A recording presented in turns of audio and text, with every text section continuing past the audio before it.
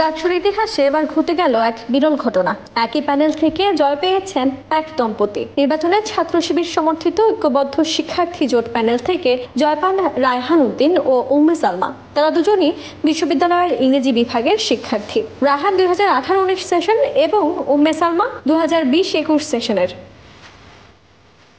৯,৯২০টি vote পেয়ে common room, reading room ও cafeteria সম্পাদক হিসেবে জয় পেয়েছেন স্ত্রী উম্মে সালমা। আর 5,082টি ভোট পেয়ে কেন্দ্রীয় সদস্য পদে জয়লাভ করেছেন স্বামী রায়হান উদ্দিন।